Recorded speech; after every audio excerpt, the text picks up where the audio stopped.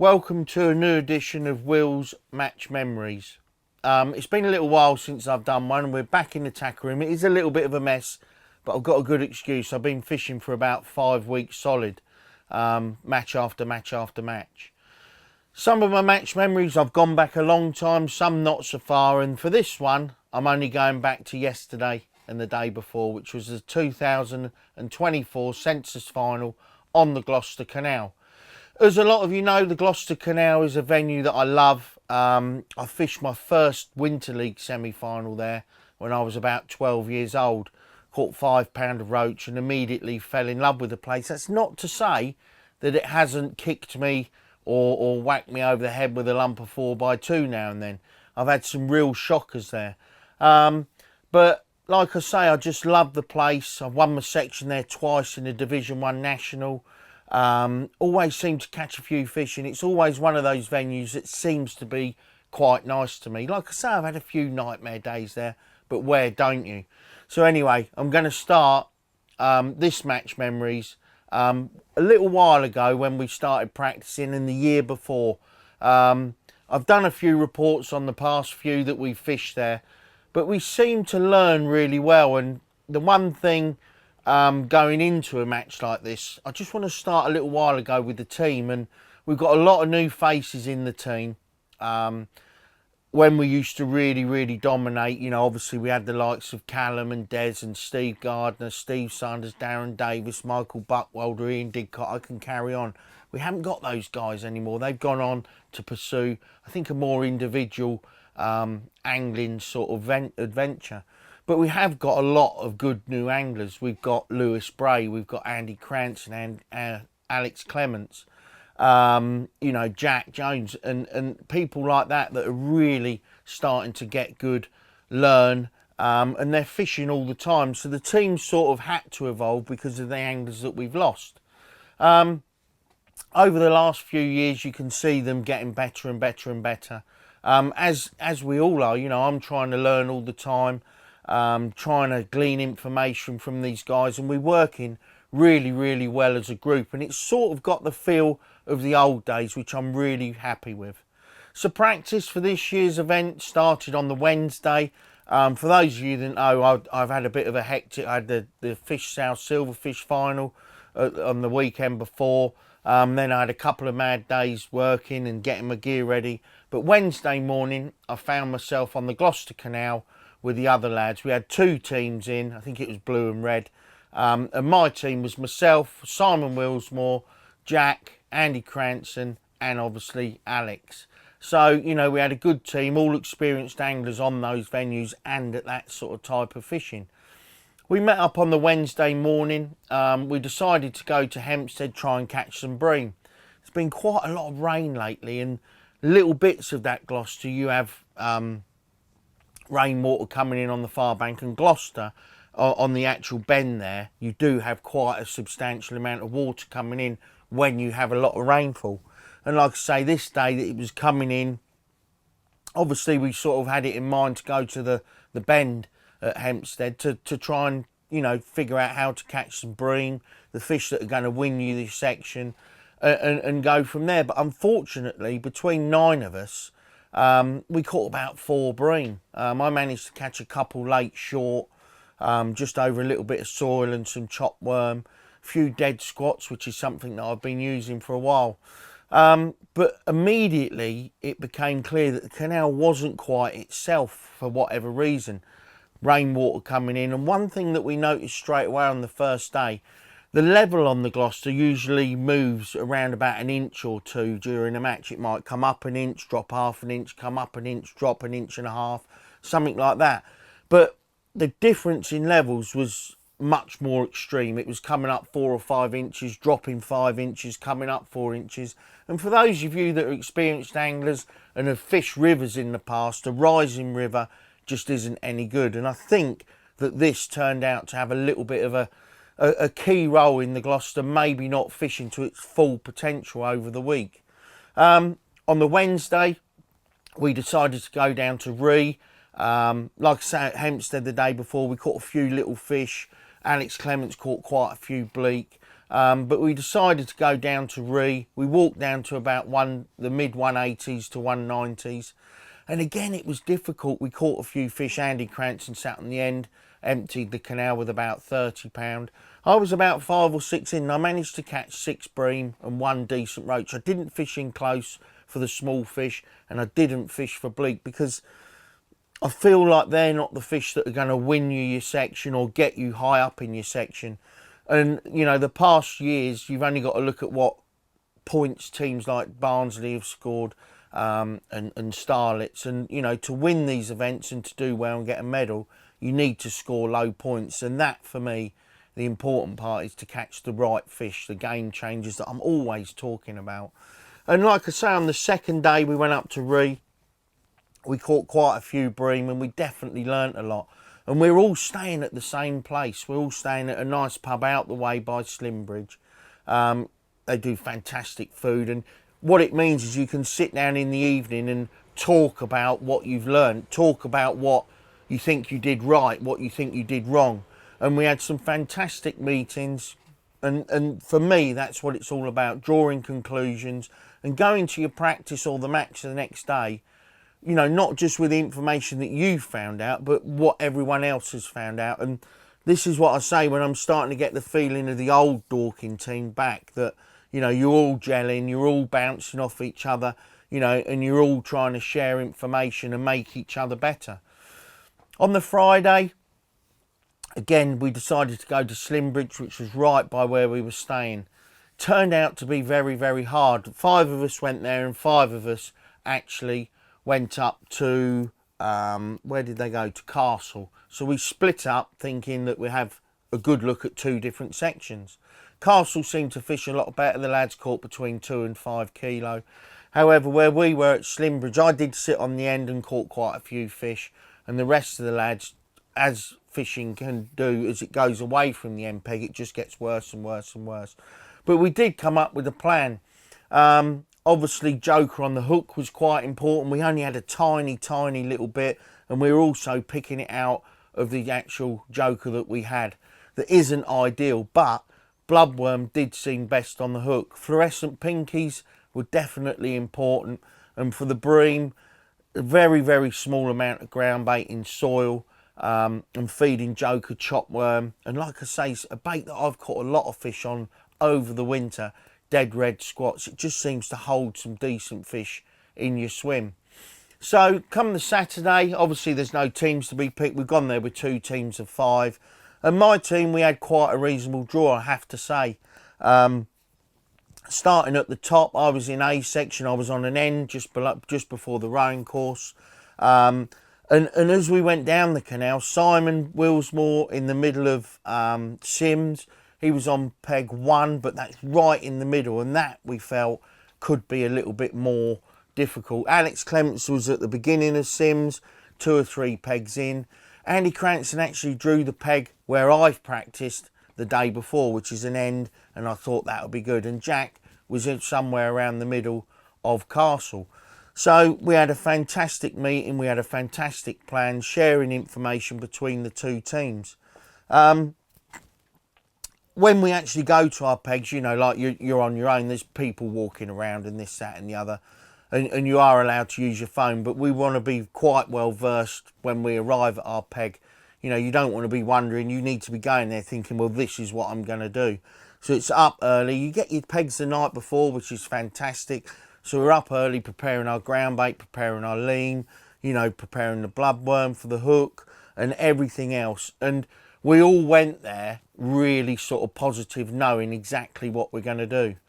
My match, like I said, a little bit of a gap to my right, and it was apparent early on that the canal was going to fish hard. There was hardly any bites, and straight away looking at my depth marker, I could see that the canal had come up about 5 inches, which is never ever a good sign on the Glouster or really anywhere. Any river or canal that's rising is normally hard. I alternated 3 lines, top 5, top 7 and 13 metres. It was quite shallow where I was, but it's got some form for some roach. But nothing really happened, and in the middle of the match I managed to catch 6 or 7 half decent roach, 6 or 7 half decent perch, coupled with a couple of small hand-sized skimmers later on, gave me 2 kilo 200 and the all-important section win, with only a kilo, just over a kilo, coming second. So although through the match I was just trying to winkle out every single bite and every single fish that I could, it became quite an easy section win, and that's probably due to me being situated on the end peg. As we went down, Alex was, I think, second. Simon Willsmore, from what I thought was our worst peg on paper, fished an absolute blinder to win his section. Andy Cranston won his section and Jack was third, giving us a total of 8 points. When we worked this out, it was just, wow, fantastic. You know, we're going to be winning. Hopefully we get a few points spare. And when the results came through, Barnsley had scored 8 as well. I think Starlets had scored 9, which just goes to show, you know, when a team like Dorking has a fantastic day and these teams just sort of level with you and keep pace with you, it goes to show the absolute quality that teams like Barnsley and obviously Starlets and a lot of the other teams there are absolutely brimful of. They're full of, you know, world-class anglers at that style of fishing. But again, joint first going into the second day was a position that we were more than happy with. I did mention a minute ago that you get your pegs the night before. When our pegs came through on the Saturday night for Sunday, I was just, my jaw sort of hit the floor. You really want an end. Upstream of Hempstead hadn't been good. We've got Alex Clements there. I talked already about Simon being in the middle of Sims. We had me and Jack about 6 pegs apart in the middle of Sims, not near the ends. We had Andy Cranston and Simon Willsmore both on pegs that had blanked the day before down at Slimbridge. So we were really like, I don't really fancy the draw. But as with fishing, you can never tell. And we had a good chat, a constructive chat. You know, we said at Slimbridge, sometimes the bream sharp the second day. If they don't, you've just got to try and catch a fish, get a bite and just weigh in. And obviously we just thought middle of Sims, you know, if you can get lucky with a bream or a couple of big skimmers and it doesn't fish that well, you never ever know. Alex's peg, like I say, peg 7 upstream of Hempstead, is notoriously very, very hard because you've got 2 end pegs in that section and 1, 2 and 3 tend to be quite good. Again, personally, my match, I fed it exactly the same, top 5, top 7, 13 metres. There was a few fish spawning in the trees opposite me when I got there quite early on. Don't know what they were. I think they were skimmers, but, you know, they could have been anything, even Xander. I just don't know. But there was an odd fish splashing around, a few small fish topping. Again, personally, I had a fantastic match. I caught some skimmers early, caught 2 or 3 skimmers and a big roach and a decent perch long. And I got up to about, I would have said about £3.5 quite quick. And for those of you that were out around the Gloucester area yesterday, it changed the day. It went bright sunshine, high pressure, ever so still, no wind, and the fishing just absolutely collapsed and no one really caught a lot. So really did the damage in the first half of the match. Like I say, catching skimmers on bloodworm, concentrating on my presentation, just making sure that I concentrated 100% for every second of that 4-hour match, knowing that the next indication, the next bite, might be that bonus fish that could get me right up in my section. All day long there's people wandering around and it's like, you know, I don't really know. They're all saying we've not seen anything caught. Some real good friends of mine wandering along, guys that I see on the World Championships, guys that come and watch all these big events. And they're saying, no, not a lot's being caught and, you know, this, that and the other. And when the scales came, I was first to weigh in. The Darwin Gordon League guy on my right was first to weigh in and then me. And I weighed 1 kilo 910 grams or 1 kilo 940, which I was over the moon with. The Borden angler, 2 to my left, had caught a couple of decent skimmers and you could see an odd fish being caught. And I decided not to follow the scales because I'd just wait and see what happens, get my gear wrapped up and just sort of reflect on, you know, what I've done. And I was quite happy, no matter where I finished in the section, with what was caught around me, I was quite happy. One of my friends came back about 25 minutes later and said, you've won the section. So I was just absolutely made up. By this time, I'd packed a lot of my gear up, started walking up towards where Jack was. he hadn't weighed in yet, and I said to him, you know, how do you think you've done? He said, I've definitely caught a few fish. I think I've done okay from what I can see around me. And I said, okay, I'll leave you to it to weigh in. I'm going to go and put my stuff in the van. And as I walked back, Jack just gave me the thumbs up, and he contributed with another section win. So immediately I'm thinking, wow, you know, off of what wasn't a fantastic draw, we've managed 2 section wins. Unfortunately, however, the other sections were as bad as I thought, with Alex Clements finishing 9th, just couldn't catch anything, had 300 grams. Simon Willsmore drew in the middle of where there was 10 blanks a day before, in great company with Oliver Scotthorn, and neither of them had an indication or a bite. And this just goes to show, you know, you get 2 world-class anglers like that that can't get a bite. It just goes to show, you know, there's obviously no fish there, and how impossible it can be sometimes. Andy Cranston managed to catch 3 fish. I think he finished, where was he? 2nd in his section. So another fantastic result for him. We managed to score 22.5 points, because the way it works out is, if, say, for instance, in Simon's section, only 4 people caught, so you get 5, 6, 7, 8, 9, 10, 11, divided by, don't ask me how to work it out. I wouldn't know, but it's divided by the numbers of blanks, and it determined that it was 8. So instead of the anglers blanking getting 11 points, they got 8, because that's the average of how much. It's just how the international matches work. And then obviously, you know, the phone lines started going mad. What's, you know, how Starlet's done, how Barnsley done, how this done, you know, these other teams. And I spoke to Cameron Hughes, very good friend of mine. He's like, oh, I'm not too sure. I think, you know, some of us have struggled. And then word came through that a couple of the Barnsley anglers had struggled a little bit. And there was a time where I sort of thought, oh, wow, we might have won this. Unfortunately, it wasn't to be. We got beat by half a point by Starlet's A team. Again, a fantastic team. Anglers like Sean Ashby, Mark Downs, Darren Bickerton, Steve Hemingray, and obviously Cam Hughes. You know, that's a team that could go and win a world championships, let alone, you know, a Sensas match. Yeah, so Starlet's won the event, Dorking was 2nd, and Barnsley were 3rd. On an individual note, I had 2 firsts, just getting beat by Frankie, who had 2 firsts. He had much, much more weight than me. And again, hats off to you, mate, and well done. He's an awesome angler, catches loads of fish, and definitely one for the future for the England team. Last but not least, you know, I have to thank the likes of Mark Downs, Christophe, and all of the French guys that came over for running what is a fantastic event.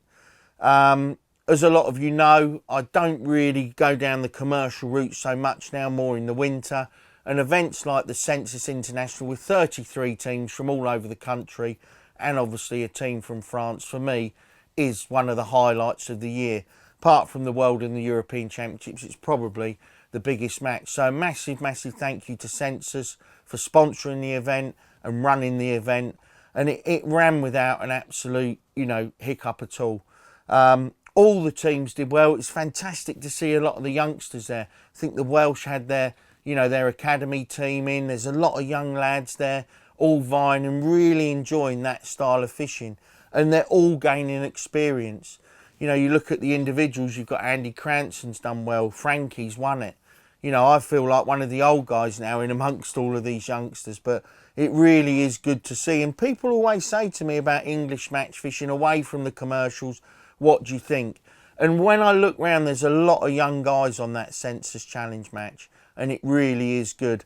I've got a couple of medals there on my desktop, one for 2nd as a team, and like I say, 2nd individual. I can't thank everyone enough on the Glouster Canal. You know, the bailiffs, the organisation, everyone's friendly.